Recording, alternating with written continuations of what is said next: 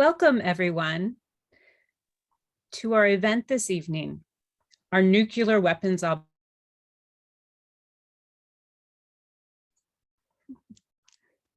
Welcome, everyone, to our event this evening, our nuclear weapons obsolete, a conversation with New York Times reporter Nicole Perlroth about cybersecurity and nuclear weapons and energy. This event is co-sponsored by City Lights Bookstore.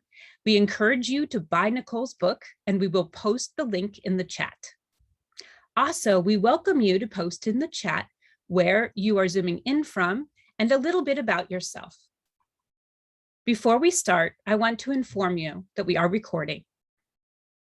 Also, we want to acknowledge that SF Bay PSR is located on the unceded ancestral homeland of the Ramaytush Ohlone peoples, who are the original inhabitants of the San Francisco Peninsula.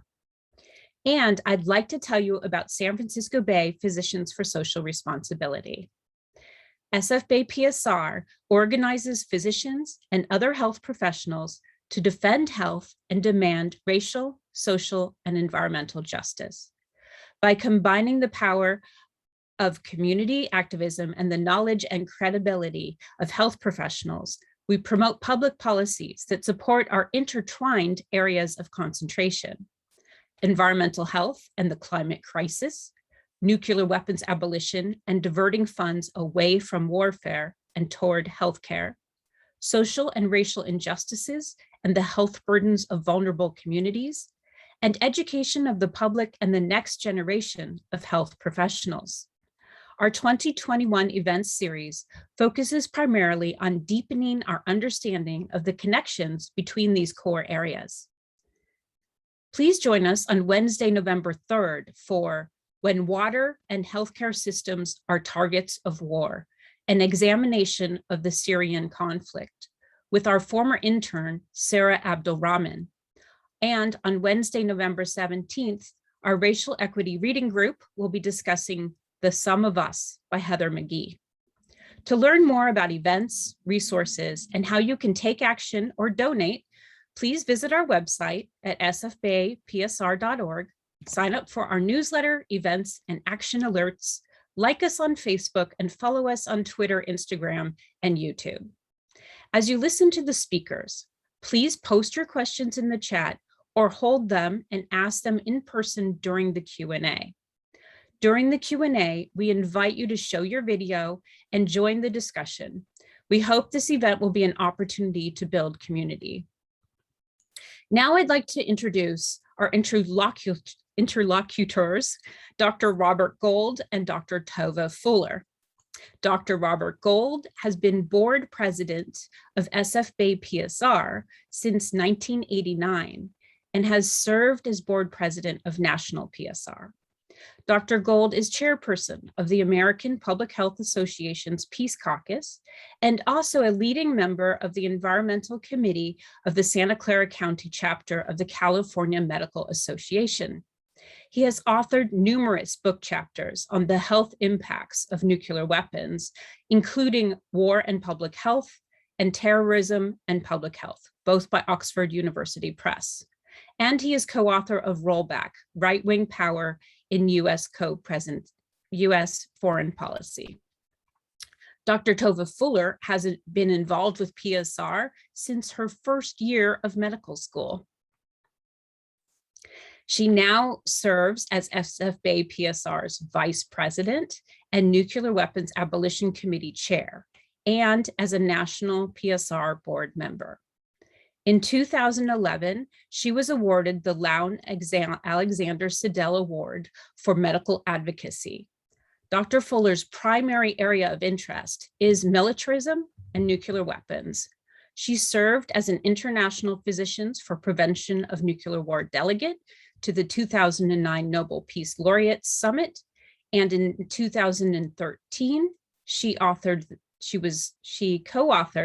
with the eminent war epidemiologist, Dr. Les Roberts, a paper titled WikiLeaks and Iraq Body Count. The sum parts may not add up to the whole, a comparison of two tallies of Iraq civilian deaths. Her recent work includes authorship of the 2020 American Public Health Association's policy toward nuclear weapons, toward a nuclear weapons-free world. And now I would like to hand the mic to Dr. Gold, who will introduce tonight's event. Thank you. Hi, everyone, and want to extend a warm welcome from us at San Francisco Bay PSR to all of you joining our event tonight, which is particularly compelling given our longstanding work for the abolition of nuclear weapons.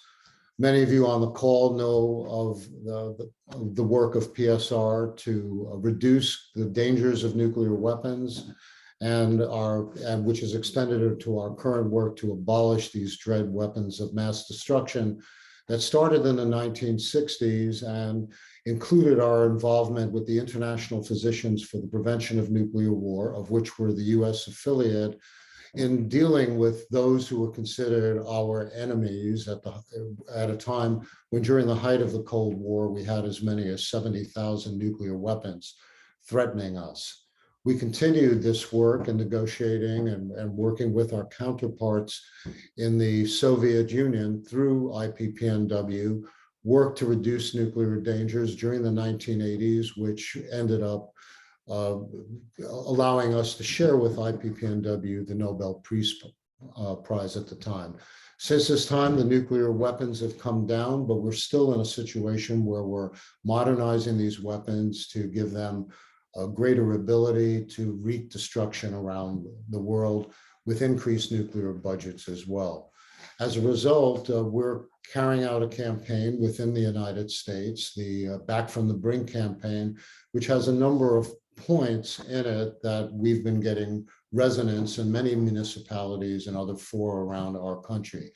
The demands that we're calling for in Back from the Brink resonate very strongly with the incredible dangers that are revealed in Nicole Perlroth's book, This Is How They Tell Me the World Ends, which in so many ways gives an illustration of how these new developments in cyber operations greatly increase the dangers that we face. So, for example, some of the planks that we have in our Back from the Brink program include taking nuclear weapons off alert status, not having nuclear weapons to be able to be fired in a first strike, to take away the sole presidential authority to fire nuclear weapons. Obviously, planks that have which would be impacted greatly by the ability of misinformation or other cyber type of exploits to set off a nuclear war that greatly compound the dangers we face that have been so well documented in Command and Control by Eric Schlosser a number of years ago, where we've come so close so many times to a planet-ending catastrophe of that sort. Also, within the Back from the Brink work, we're calling for great reductions towards elimination of our nuclear weapons arsenals that are aimed at modernizing our already lethal arsenal, and as well to support a verifiable global treaty to abolish nuclear weapons, whether that's through the conventional process of the nuclear non-proliferation treaty, but more importantly, to get our government to support the treaty to prohibit nuclear weapons, which was passed by the overwhelming majority of the world's nations in 2017 and is now in force, and illustrates our need to get our country and all the nuclear weapon states on board. In this regard, our work on treaties it echoes a lot of the issues that come out of Nicole Perlroth's book, in terms of the fact that while we're trying to get treaties to abolish nuclear weapons, we really need to consider similar treaties to really get control of these cyber dangers. So it is with this background that I really want to welcome Nicole speaking to us tonight. It's of great urgency that we can combine our work against nuclear weapons and be informed by what the implications of these cyber threats are. So thank you, Nicole, for joining us tonight. It's really a pleasure to meet you again. Really looking forward to your insights, and just want to say at the outset, your book is such an extraordinary read, and your journalism is so exceptional, getting the information that you were able to provide us. So just to give a little background about Nicole's work before we get started, Nicole's been covering cybersecurity and digital espionage for the New York Times for many years. She's covered Russian hacks of nuclear plants, airports and elections, North Korea's cyber attacks against movie studios, banks, and hospitals, Iran's attacks on oil companies, banks, and the Trump campaign, the combined Israeli and U.S. Stuxnet attack on Iran that very much, has figured into the Pandora's box type world that we're in, and hundreds of Chinese cyber attacks, including a month-long hack of the Times itself, reporting which has earned her several awards. Her first book, This Is How They Tell Me the World Ends, which I just showed you earlier, is about the global cyber arms race and was published in February of 2021. A Bay Area native, Ms. Perlroth is also a guest lecturer at the Stanford Graduate School of Business and a graduate of Princeton University and Stanford University. So Nicole, again, really welcome. We're really looking forward to all the insights you have to share with us. And I'll get it going with a question for you that I'm just trying to put my hands on. Well, thank you. While you find your question, thank you so much. This really is an honor. And as luck would have it, I actually just came from a conference with Eric Schlosser, where he talked about command and control. And I know the name of the talk tonight is Are Nuclear Weapons Obsolete, given what's happening in this low-level cyber war we are in?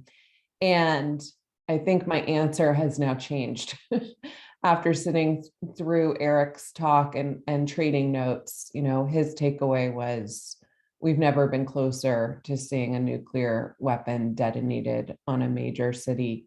So he and I actually agreed that we are going to meet up and maybe write our next book together. Wow. I'm glad you mentioned him, and I'm glad you're all familiar with that work, but go ahead. Well, thanks, Nicole. That's really interesting, and really looking forward to that collaboration. So, there's so much information in here, and it was obviously in what you wrote in the book, how difficult it is to do research like this.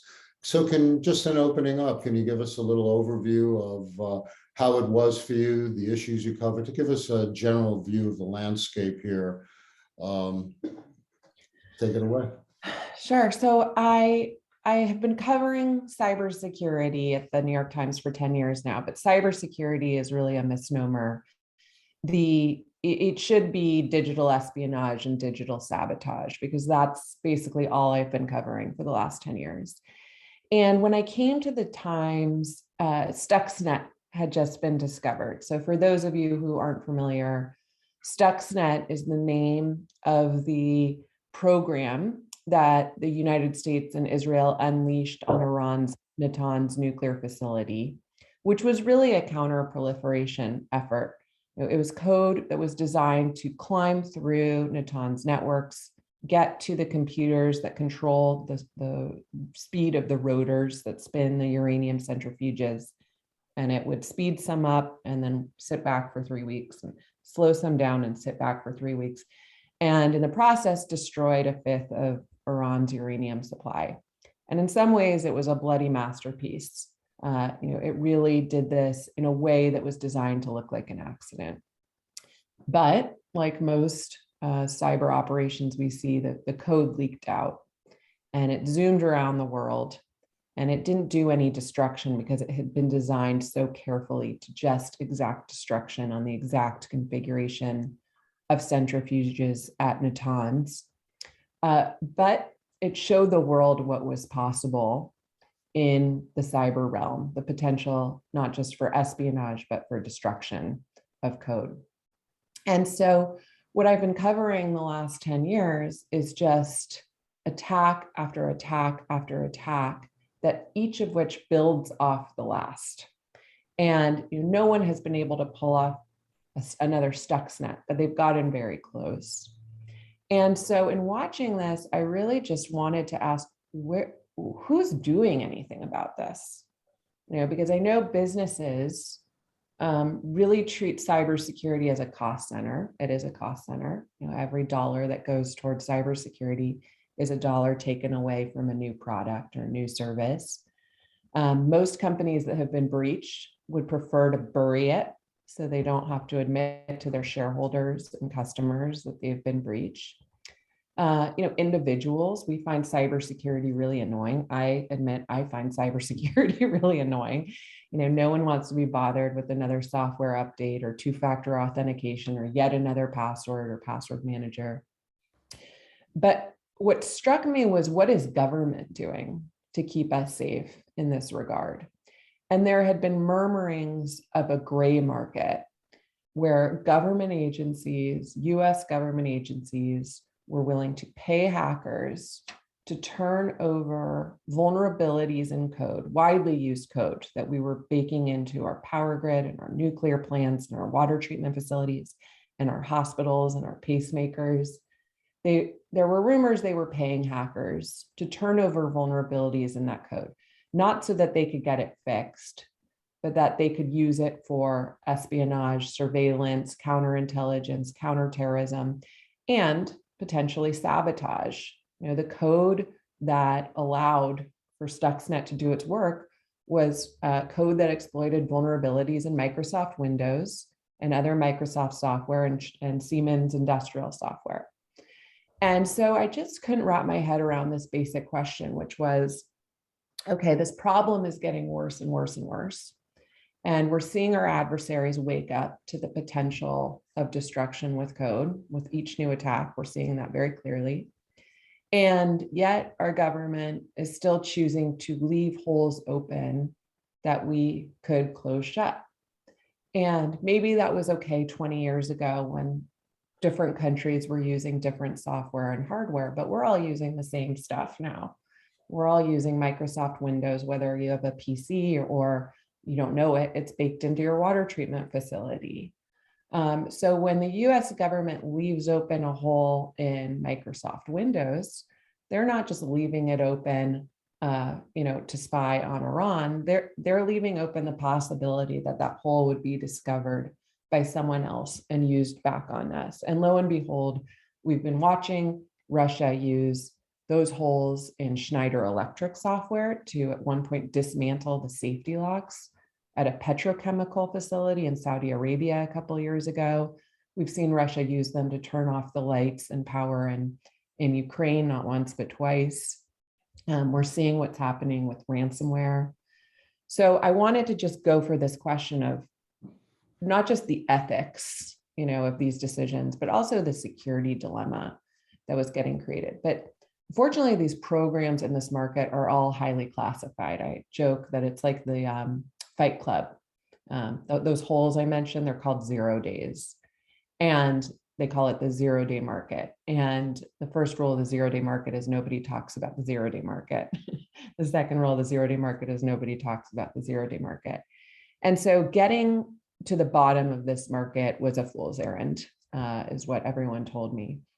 But eventually, I was able to get people to talk. I was able to get hackers to talk. I was able to get 0-day brokers to talk. These are the people who buy these holes from hackers and sell them to government agencies like the NSA, like other intelligence agencies I'd never heard of. I'd never even heard of the Missile Defense Agency, but apparently they're in this game. And increasingly to other governments. There's really no rules around this trade. And what I realized was that, wow, the US government has been trading on cybersecurity in the name of what we traditionally think of as national security without recognizing that they are now officially one and the same. And I think the reason people ended up talking to me is because I think they actually, each of the people who spoke to me on the record or off, shared my concerns.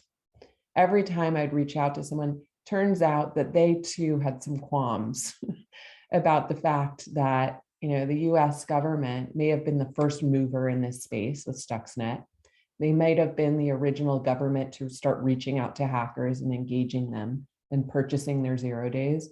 But it's no longer just a US game anymore. Every single country now, with the exception of Antarctica, is looking to acquire the same tool sets, the same 0 days, the same click and shoot surveillance tools. And, our adversaries like Russia and Iran and North Korea, they're looking to stockpile the tools that can make up the next Stuxnet too. But it hasn't changed our thinking. So it was really important to me to get this story out in the open so we could all debate the trade-offs that were being made in the name of national security. And I can give you specifics, but that's sort of the general story of how I ended up here and why people ended up talking to me.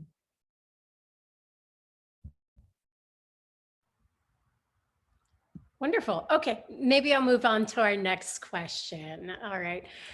So you just talked about exploits, the 0 days. I'm wondering if you could talk a little bit more in detail about some of what you've written about specific operations employing these exploits, examples that you have given as developed by the Israelis, NSO and Pegasus, which I find particularly terrifying, and what the implications for human rights they have posed has been. Just an example we wanted to give for context, SFA, PSR, and UCSF as a whole has historically been involved in these campaigns against sugar-sweetened beverages in the Bay Area and wanting to tax them in an effort to fight diabetes and obesity. And there's some strong and well-funded opposition from the beverage industry. One of our board members has been really involved in this in a successful campaign in Mexico City. So the reason why I mentioned that is one of the things that you mentioned in your book was the spying in Mexico on anti-soda activists. And that would be really of particular importance to us. Yeah, so the story there is a really bizarre one, but actually, the truth really is stranger than fiction in this space. So the deal is, a 0 day is, let me just back up and offer a definition that makes sense. If I'm a hacker and I find a vulnerability in your iOS software in your iPhone and Apple doesn't know about it, that's a 0 day, because once it's discovered, Apple has had 0 days to fix it, patch it, roll that patch into a software update, and customers update their software.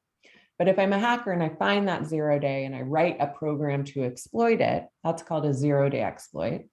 And a really good 0 day exploit is the kind that would allow me to read your text messages, track your location, turn on your camera, record your phone calls, track your contacts, your calendar appointments, basically anything a spy agency would ever want. And right now, the going rate for that iOS 0 day exploit I just described is $2.5 million. If a hacker has that capability, they can sell it to a broker in the United States around the Beltway for $2.5 million. And there's literally companies that advertise these prices on their websites. We're actually getting outbid because there's a broker now in Abu Dhabi who exclusively sells to the Saudi government and the UAE that's now advertising $3 million for that same iOS 0 day exploit. So a hacker has options. And if they want to make the most money and they don't care about how these things get used, they'll sell it to the UAEs and the Saudis of the world. So that's partly what drew me into this space, because NSO Group is an Israeli commercial spyware company that develops spyware exclusively for phones and sells it to various governments. And so they purchase these iOS 0 day exploits. They bake them into these very user-friendly click and shoot spyware tools. They sell that spyware to governments, and governments hit the button and they choose who to spy on. And just recently, in the last month, we learned that NSO actually had the holy grail of these things, which is a 0-click remote iOS exploit. Not just actually iOS, it was for any kind of Apple hardware and software. or hardware, which means that you didn't even have to click on anything. You didn't even get so much as a text. They could just get into your phone without you knowing. And I have no idea how much that cost, but I'm pretty sure that to develop those capabilities, was probably pennies for the Saudi government and the UAE government and possibly NSO at this point. That was probably somewhere in the realm of $5 million to $10 million. So unfortunately, NSO says it just sells to governments for the purposes of finding terrorists and tracking criminal activity. But unfortunately, their spyware called Pegasus keeps showing up on the phones of dissidents in the UAE and in Saudi Arabia. The one that haunts me the most is the case of Ahmed Mansour, who reached out to me several years ago because his phone was acting strange. And I introduced him to Bill Marksack, who is a researcher at Citizen Lab at the University of Toronto. And Bill discovered that his phone on 3 occasions had been infected with spyware from 3 different companies, the last of which was NSO. And eventually the UAE government just arrested him for some tweets of his that they didn't like, and he's been in solitary confinement ever since. After I wrote that story, I started getting some very interesting phone calls from people in Mexico saying, I'm afraid that what you've described sounds a lot like what I've gotten on my phone. And back then, this wasn't a 0-click capability. This was, he'd been getting weird text messages and clicking on links. And that's how they were installing the Pegasus spyware on his phone. So at some point, I started getting these calls from different people in Mexico who'd read my story and said, I'm worried I might also be a target. So we set them up with a digital rights organization in Mexico called D3 and Citizen Lab. And we confirmed that, yes, actually, they all had been targets of NSO's Pegasus spyware. So I'm taking all these calls, and some of them are from doctors, some of them are from nutritionists, some of them are from consumer rights activists. And what I realized they all had in common at a certain point was that at some point, all of them had publicly advocated for a soda tax in Mexico. So if NSO only sells its Pegasus spyware to governments, government agencies, and I was able to get some emails detailing NSO's contracts with Mexico, although at that time they didn't specify which Mexican government agencies. And NSO says its spyware can only be used to track terrorists or for criminal activity, but has no real say over how it gets used because it's not like they're sitting in the building. And in this case, someone in government was using that spyware to track and harass, to a certain extent, people who were advocating for a soda tax in Mexico. That's a really big problem. That really demonstrates the lack of oversight in this industry and how dangerous these tools are in the hands of not just the traditional adversaries I named earlier, Iran, Russia, North Korea, China, but in the hands of Mexico.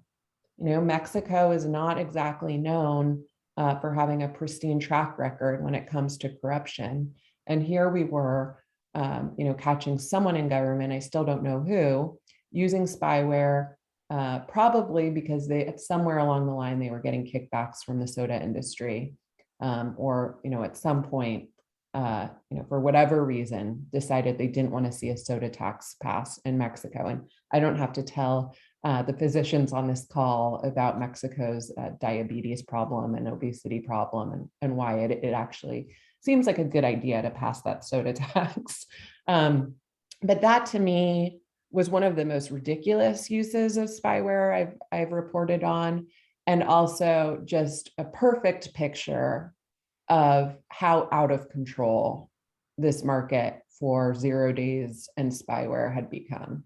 And it only got worse after that. After I did that story, we were actually approached by all sorts of human rights lawyers, the lawyers who were representing the families of the children who disappeared in Mexico at a certain point. They had been tracked with NSO spyware, and on and on and on. it went, and you start to realize, like, is there any legitimate use of this spyware? And I'm sure they are, but we just don't hear about it because those people aren't reaching out to me. And that's part of the problem. Is when I went to NSO, I said, what do you do with these abuses? And they said, oh, well, we investigate them.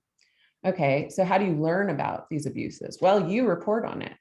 Okay, so I report on it, and I know I'm just scratching the surface. Then they might investigate. And then what do? They actually, at that point, there was no kill switch for Pegasus. They couldn't just cut off Mexico's access to their spyware. They actually basically had to just wean them off slowly by denying them new software features and updates.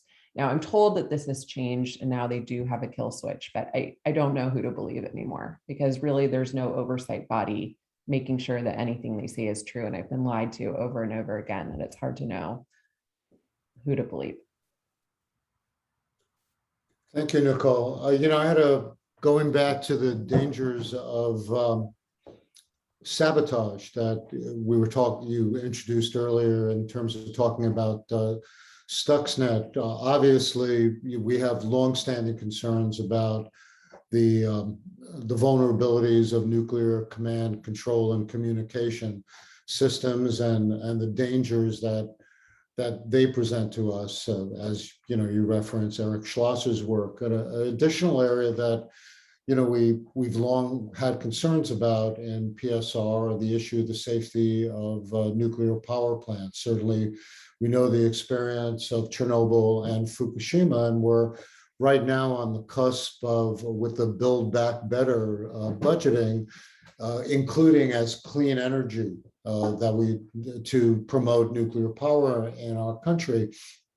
And of course, we're also faced with the additional very dangerous and nuclear plants that are being kept well beyond their expiration date in places like the Great Lakes and others that are, of course, also susceptible to the very global warming that they're being promoted to address.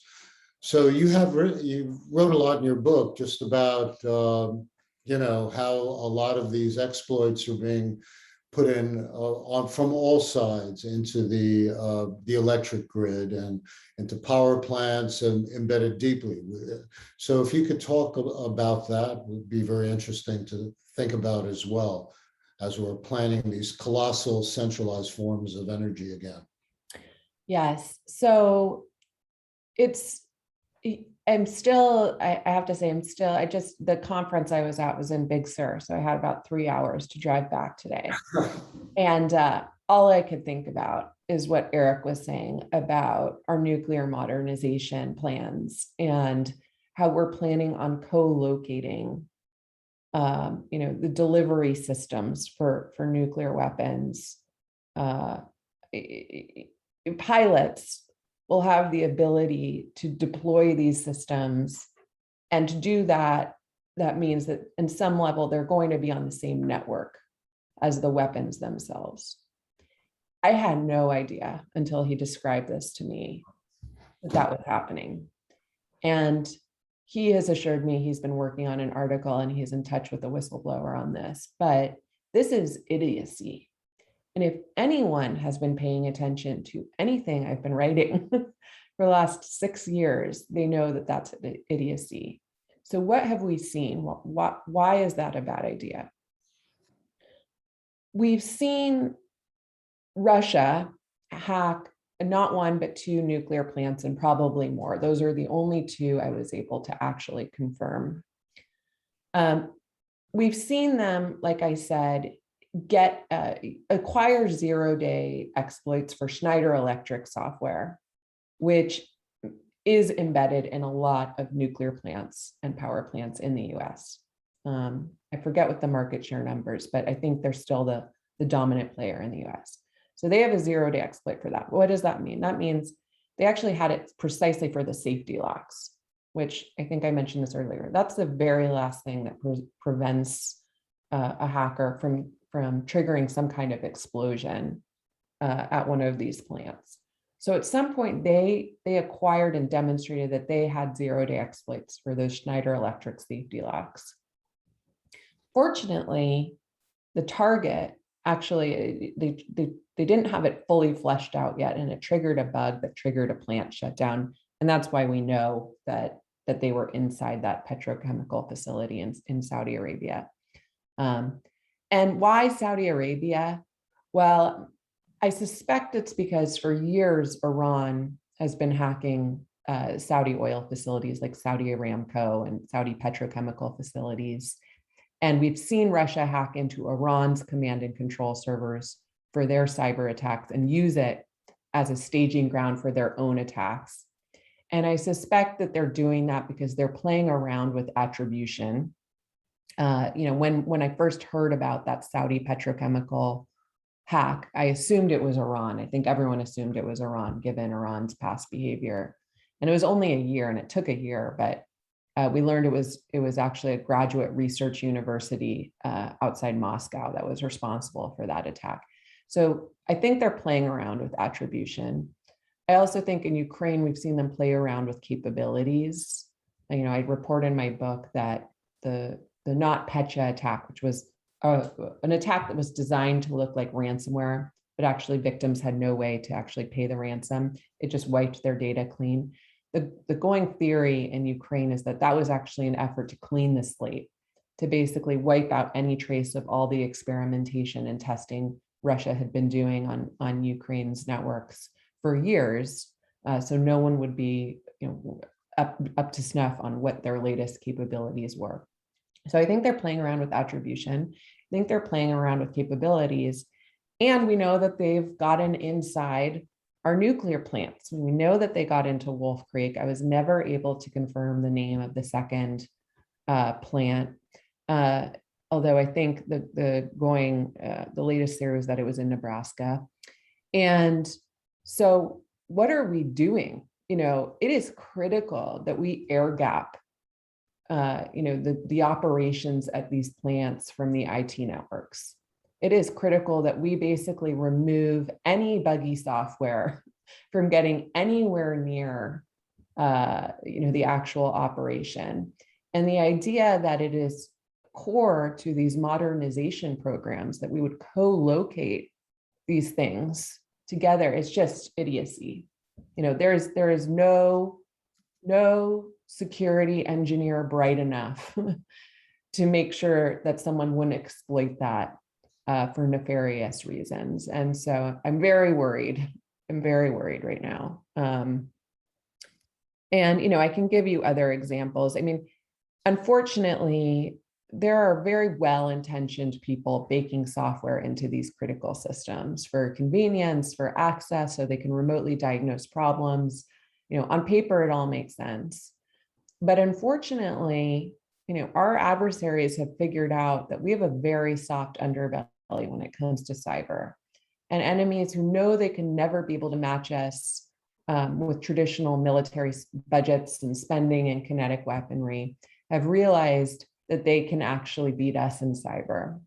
And one way to do that would be to use code to break into our nuclear plants or our nuclear weapon systems and create the kind of accidents that we all know from Chernobyl.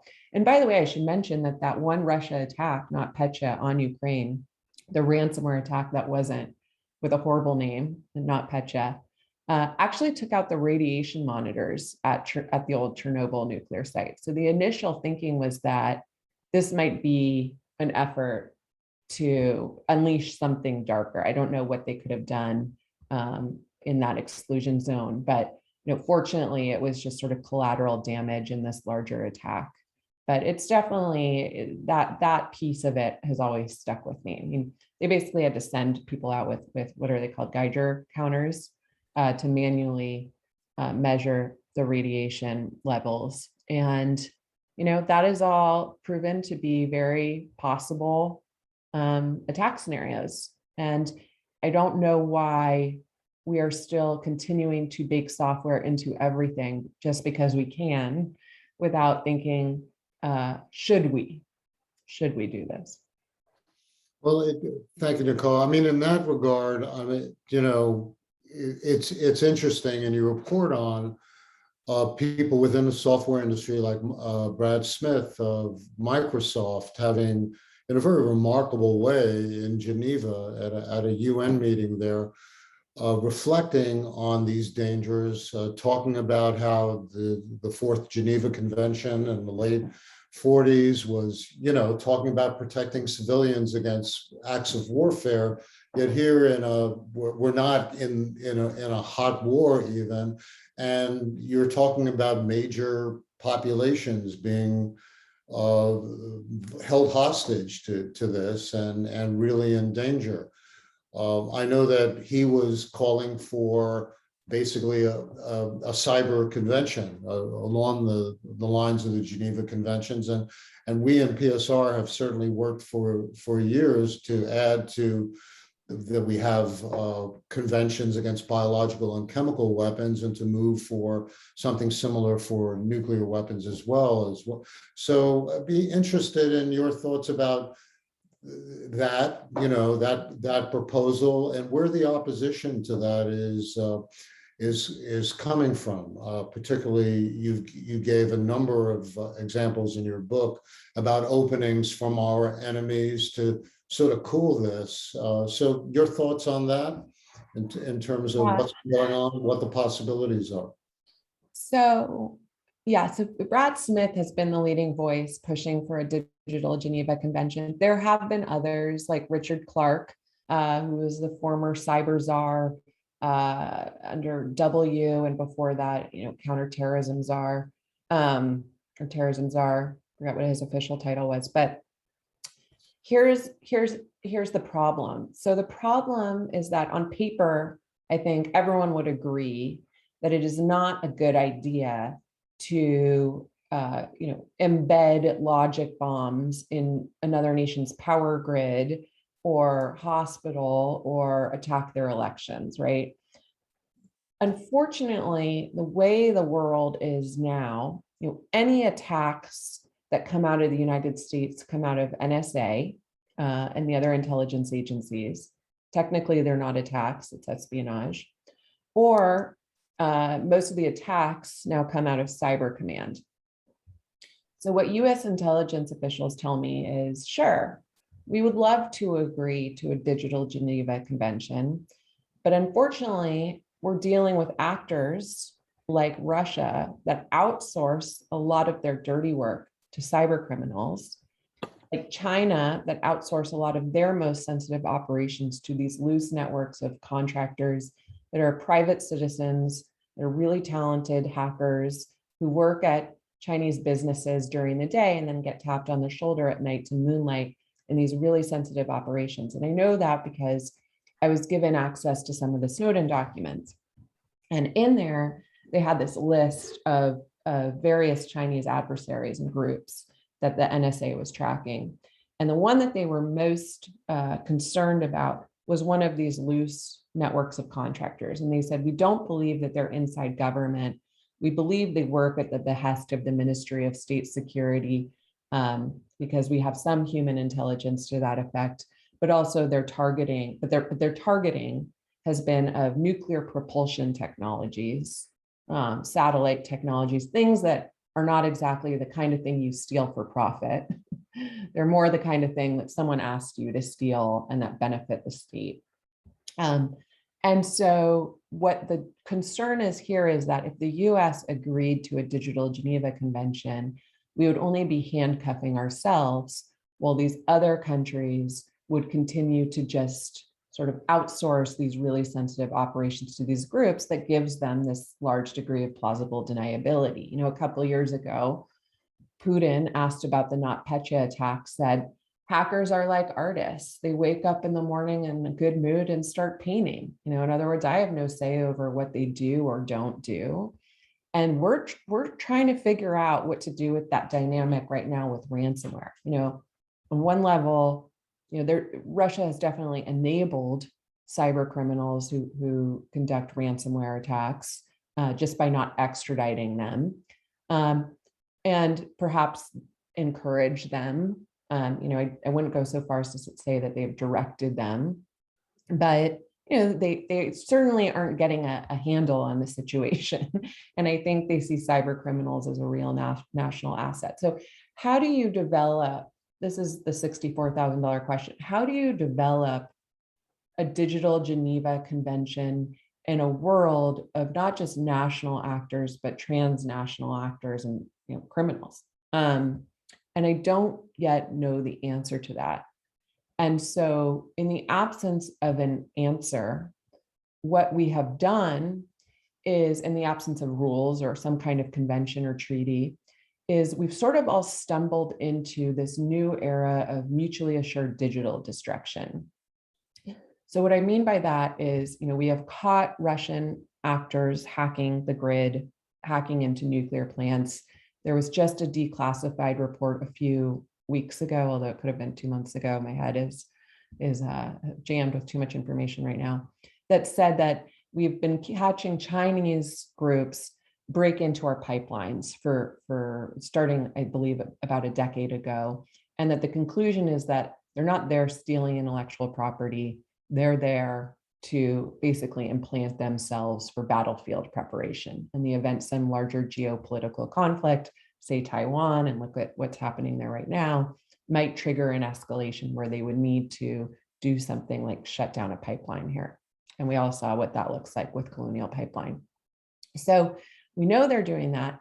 And a couple of years ago, my colleague David Sanger and I learned that partly in retaliation for this, partly out of concerns ahead of 2020, U.S. Cyber Command used sort of some new leeway they had been given with a change in the rules to start hacking into the Russian grid, and that they were actually making an unusually loud show of it. And so we learned about this. It took us several months, but both of us were able to confirm that this was happening. And we wrote a story. We went to the National Security Council, and we assumed we were in for some painful conversation with them where they would tell us we had blood on our hands if we published this story.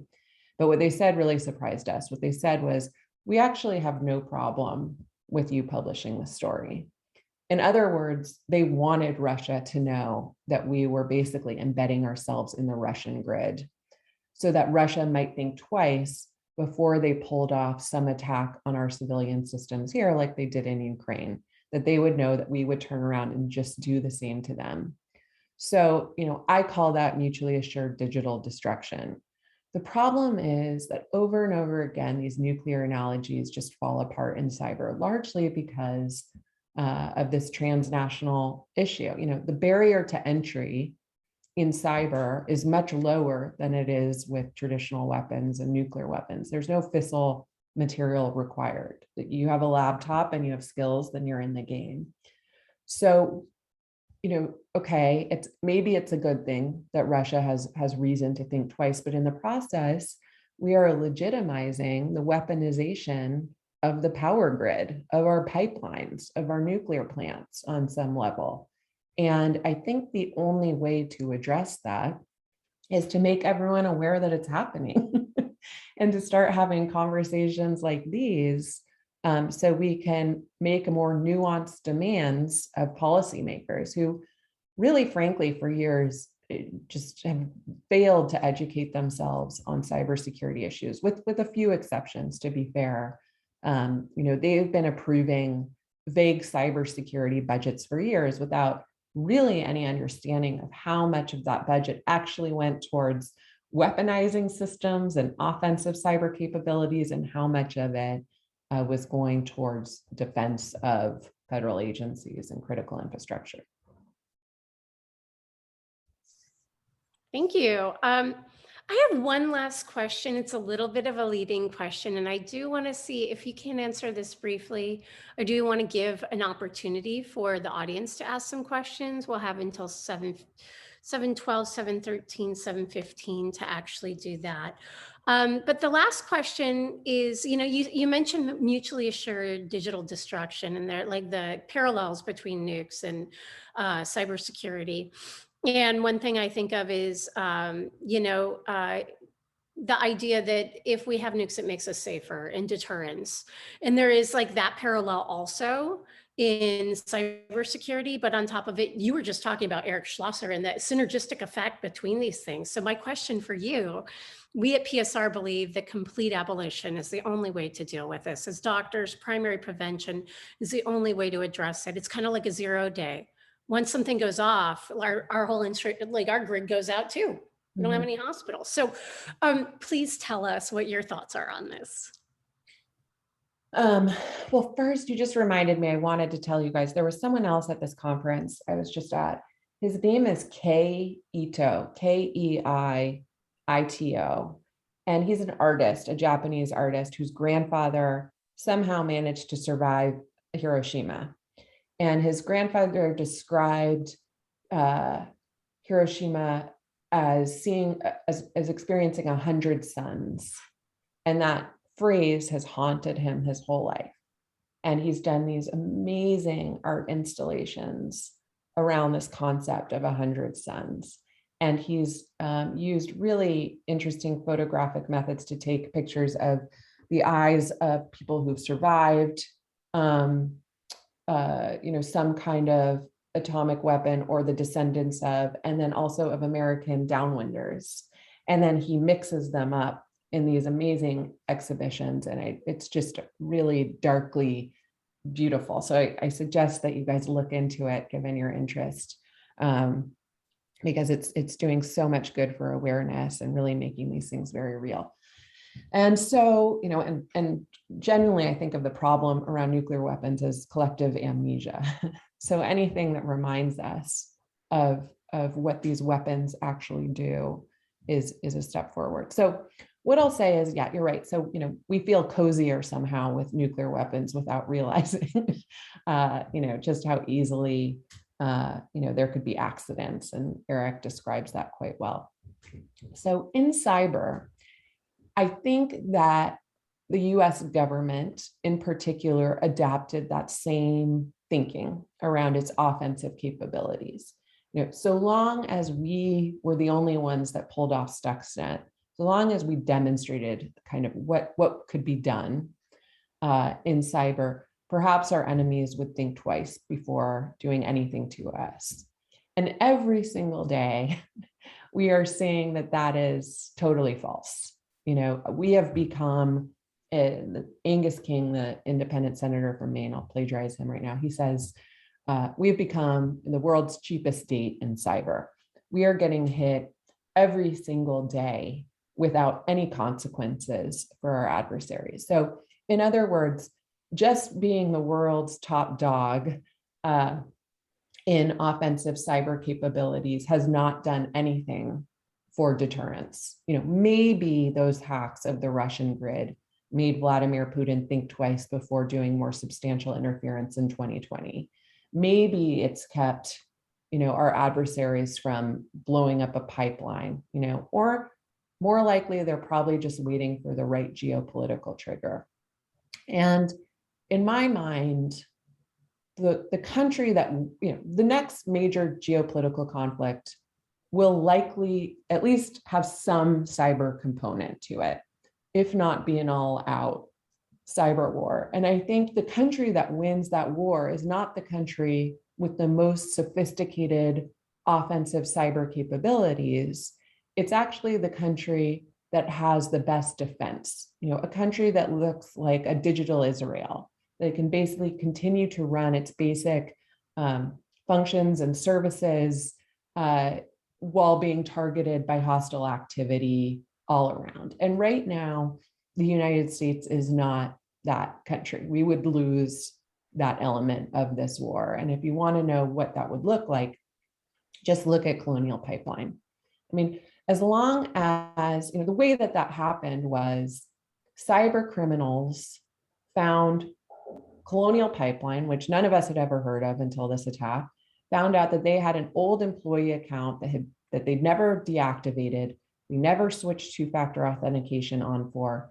And that's all it took to ransomware their whole IT network and to trigger them to shut down the pipeline itself. That's what it took. An old employee account and a lack of two-factor authentication. As long as it's that easy to take out, the biggest conduit for gas and jet fuel and diesel to the East Coast, we are so screwed. And it doesn't matter what we can do to them, when they can still just basically cause as much destruction here without that same higher up capability. And I think the first time we learned this lesson is worth remembering, which is, 2 years after Stuxnet. Let's just rewind. So Stuxnet, we don't know when the first day of Stuxnet was. We don't know what day 0 was, but we do know that it was discovered around 2010 and when it leaked out. And at that time, Iran had basically zero cyber capabilities. Any capabilities they had were used for surveillance of their own citizens. Well, and when I looked at classified national intelligence estimates in the Snowden documents, and they described Iran's capabilities, they basically predicted wrongly that it would take at least another decade before Iran developed any kind of digital sabotage capability. Well, that was very wrong, because in 2012, Iran hacked Saudi Aramco, world's richest company, had all the latest, greatest cybersecurity software and tools at its disposal. And they wiped clean data on all 30,000 of its computers at headquarters and replaced it with an image of a burning American flag. That was Iran saying, hey, hi, we're here now. And it only took 2 years. And the lesson from that was, wow, they don't actually need Stuxnet. They actually just need rudimentary wiping code, to do that level of destruction. And that is the name of the game in cyber. You don't need, a nuclear weapon, the cyber equivalent of a nuclear weapon, or fissile material. You just need to have wiping code to do that level of harm. And that's what we're seeing with ransomware. You just need to lock up a system and make it inaccessible to trigger a shutdown of a pipeline. And we didn't act like that was the case. We really relied on our first mover advantage. And unfortunately, we're seeing every day sort of how wrong that thinking was in terms of cyber. Awesome. Thank you so much. I think we have time for one, maybe two questions, and I am going to go out of order in the chat because the question about air gapping did get addressed by somebody else. We have a really good question from Mike Martin. Regarding nuclear power plants, is the risk with cyber attacks limited to shutting plants down, or is there also a risk of causing explosions or plant meltdowns? So I think both, a shutdown, but I think the bigger risk, and it is entirely possible, is an explosion. So, you can access the safety locks. If you can take out the safety locks, which we have now seen done, you can play remotely with the temperature and pressure gauges at these plants. And the reason you can do that is because oftentimes contractors want to have the ability to not only diagnose a problem remotely, but fix a problem with temperature or pressure gauges remotely using software. So if you have access to those controls, and most operators do at factories, at these plants, although there are more stringent requirements at nuclear plants, you could potentially trigger some kind of an explosion. And an explosion at a nuclear plant, we all know what that looks like because of Chernobyl. So, that's why this question is very interesting. Are nuclear weapons obsolete? If you can trigger an explosion at a nuclear plant,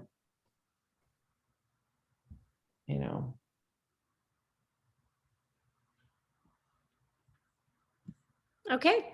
I think we do have time for another question, and I'll go back to the first question that we have, which was on air gapping from Michael Geschwind. How does air gapping work? Is it currently done anywhere commercially or in military? So after Stuxnet, probably the best example of air gapping is, guess what Iran did? They pulled everything off the internet. They basically separated everything from software. They removed that Siemens industrial software that they were using to monitor the speeds of the rotors. And so, and I'm sorry, I'm a little fuzzy on these details because it wasn't actually a cyber attack, but what we just saw recently with this operation by Israel, we think, on Natanz again, was done using the old-fashioned way. I think that they basically planted an explosive device in some marble that was being transferred to Natanz, and that's what went off and triggered, I guess, a mini Stuxnet, although I don't think we have numbers around the wreckage.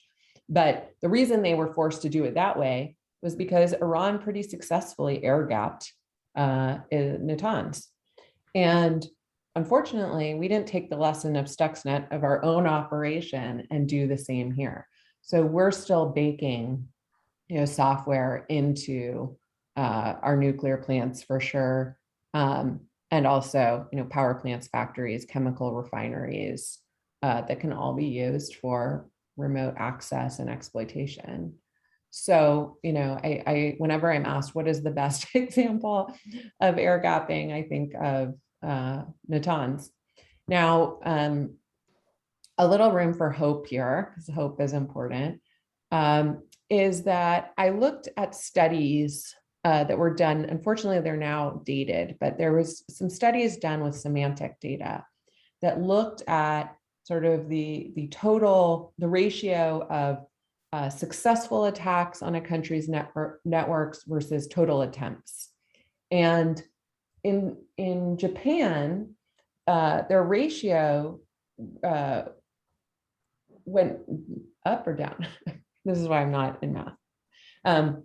Their ratio improved significantly over the course of a year. And when researchers looked at what was it that they did that year, it was that Japan actually put in place a very comprehensive national cybersecurity policy. And it's the first policy I know of that actually uses the word air gapping and mandates that any critical infrastructure operator basically air gap their critical operations from their business networks.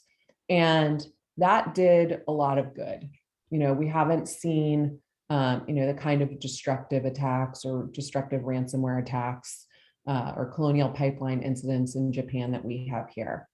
Now, what they also have that we don't have here is they have North Korea and China as neighbors breathing down their necks.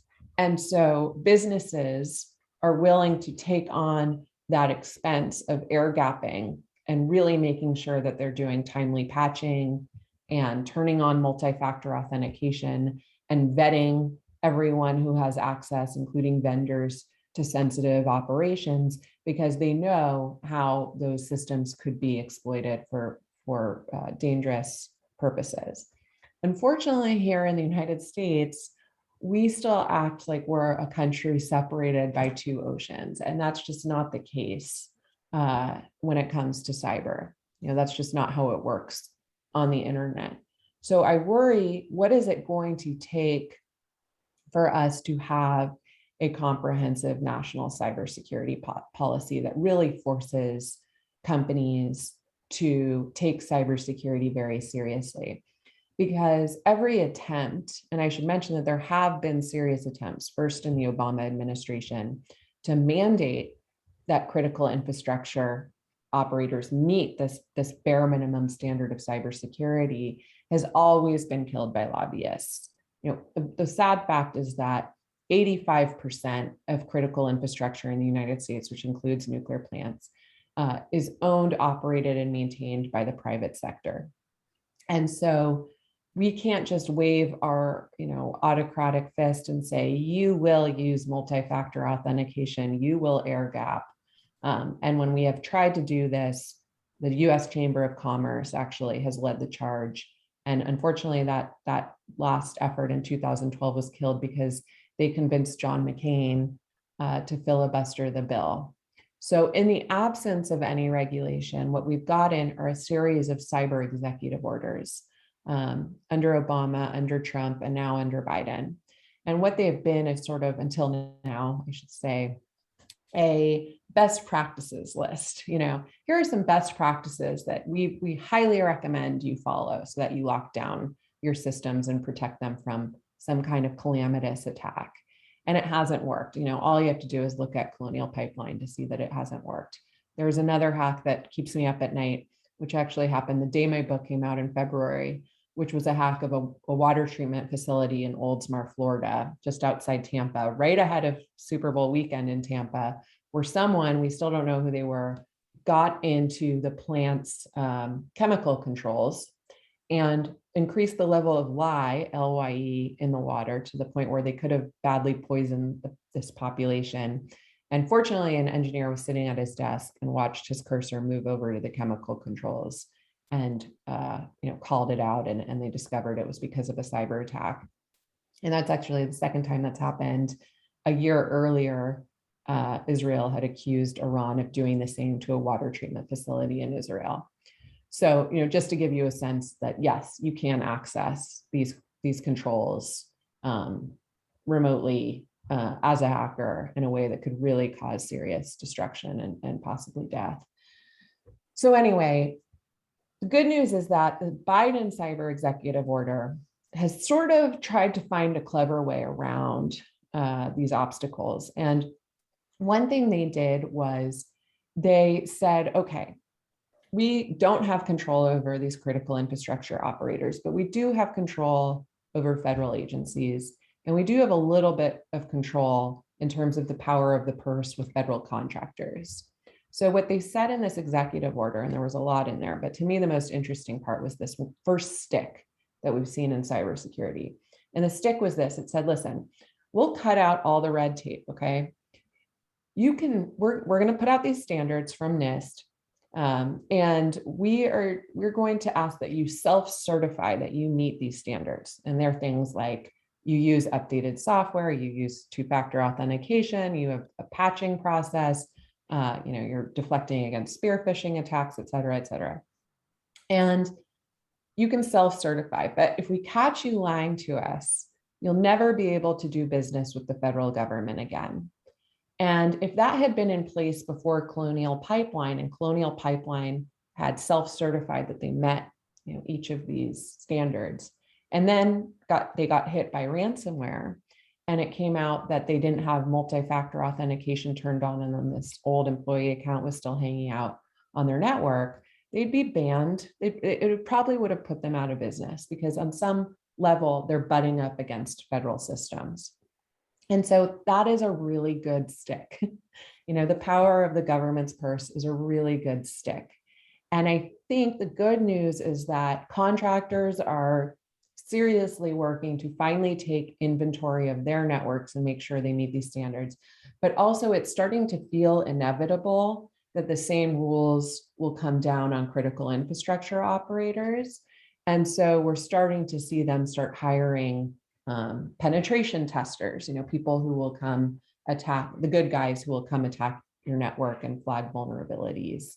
And those who aren't worried about the cyber executive order have ransomware to deal with. And ransomware, in my eyes, is actually a blessing in disguise, because it's exposing how vulnerable the United States is, how vulnerable our critical infrastructure is.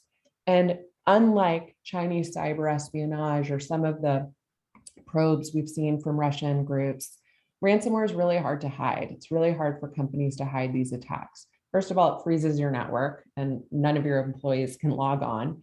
But secondly, these groups have taken the added measure of publishing your leaked data on their Happy blog, or whatever this one Russian cyber criminal group called REvil does. They publish your leaked data. So it's become impossible to hide these attacks.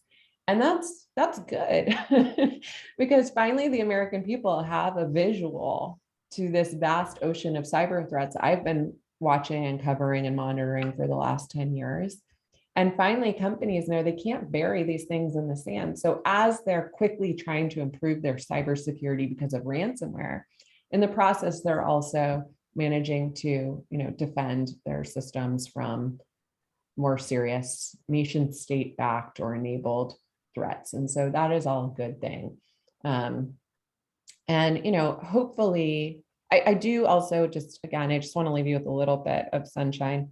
The team in place, like at any and this is not a political statement, this is just my observation on the teams that were there under the Trump administration. You know, any effort towards cybersecurity that was done under the Trump administration was either done under cover of darkness. Now, what I'm referring to there is the cyber command operations, you know, spying on our enemies, finding out what their capabilities are, the hacks of the Russian grid. Or it was done at the kids' table, which is really CISA, which is the brand new cybersecurity agency at the Department of Homeland Security. And a lot of it was just done without Trump's knowledge and definitely not his endorsement. Biden has made cybersecurity one of his top priorities. It was extremely refreshing to see an American president bring up ransomware as the first item for discussion at his first summit in Geneva with Putin. That is a good thing. We now, for the first time, have a national cybersecurity director. I don't know why we didn't have one in the past, but we have one now, and his name is Chris Inglis, and he spent most of his life at the NSA. And actually, my favorite quote in my book belongs to Chris. It's this, it says, I'll screw up the score, but it said, if you were to score cyber the way you score a soccer game, the tally would be something like 452 to 465, 20 minutes into the game. In other words, it's been all offense, and we've never even bothered to put in a goalie. You know, that the guy who said that is now our nation's national cybersecurity director.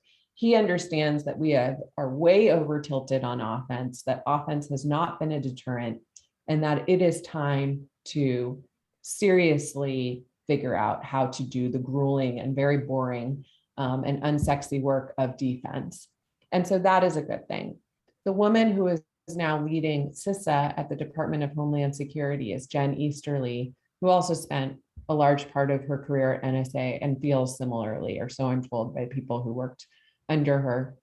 And then the woman who is our Deputy National Security Advisor for Cyber, which is also a relatively new position. She spent most of her career at NSA on the defensive side of the house, trying to, I'm told, push the NSA to have a more stringent process for deciding whether to keep or turn over a 0-day, because she understood the trade-offs involved. So I mention these individuals just to say, I do think that the team that the Biden administration has put in place is the right team for the job. I just think the problems are so complex, that there are so many structural challenges, you know, that we are in some ways handicapped by being a free market economy and resisting regulation, the cybersecurity regulation, but I think they are up to the task. So I think we are in for some serious short-term pain here, but long-term, I am still relatively hopeful. Thank you. I mean, you know, I know that we all wish at PSR that they were up to the task in terms of moving on, eliminating nuclear weapons. So while we're waiting for these things to happen, we could get control over perishing in a moment. Do you have to, you know, I know we're going late, but just a question for you. Do you have time for one more? Yeah, sure. Well, and I just want to say, if there's one lever for this group to pull, you know, I would have said something different 3 days ago, but after hearing Eric talk about the nuclear weapon modernization programs, push on this button of do not co-locate these things on these planes, you know, really trying to understand what the plans are for air gapping our weapon systems from delivery systems, from planes, you know, push on that lever, because that is just lunacy. And yeah, so that's my one wish for this call, push on that lever. Just one last question. I wanted our IPPNW colleague, Dr. Tillman Ruff, coming in from Australia, who's of course going through the whole problem with this new deal of the nuclear sub-deal with Australia. He just wanted to know your thoughts about the risks to nuclear weapons from digital sabotage. Is it dysfunction versus possibly that it could sabotage a launch of weapons? I'm so sorry. I was just reading David's comment of the analogy about sterilization. So I got a little bit lost, but say it one more time. About Dr. Ruff is asking your thoughts about risks regarding nuclear weapons from digital sabotage. Would it be a dysfunction of these weapons versus a possible sabotage of a launch that could be done by this? I think that it's the sabotage of a launch for sure. I think, a lot of the people I interviewed at Sandia spent a lot of their early career making sure that the parts that make up our nuclear weapon systems did not contain vulnerabilities that could be exploited. But it is mainly because they wanted them to work when we wanted them to, and perhaps more importantly, we wanted to make sure that they didn't go off when we didn't want them to. And eventually, the man that I interviewed, whose job this was, Jim Gosler's, in my book, I call him the godfather of cyber war. Eventually, he came to the conclusion that finding these vulnerabilities and eradicating them in the complex systems that we are now using is impossible. And that is still, it's still the threat. The threat is still that they would go off when we don't want them to, or that they wouldn't go off when we want them to. And I think if you're co-locating these systems, you can imagine the kind of attack that would basically make sure they would go off where we wouldn't want them to. Thank you, Nicole. It's been a long day for you, I know, and a very rich day for you in terms of all your discussions today. So again, we really want to thank you for taking the time with us and providing us such informative insights into what's an astonishing body of work that you've done. So really want to thank you. And I want to thank everyone who's come tonight, and in particular to really thank Tara Weeks and Jasmine Campos and you, Julie, as well, Julie Lindo, our communications director, for all your great work and pulling this evening together. So I want to give our appreciation for our audience, and again to you, Nicole, for your work, and hope we'll be able to work together with you moving on from here. Thank you. I would love that. I would be remiss if I didn't mention that I'm from a large family of Perlroth doctors.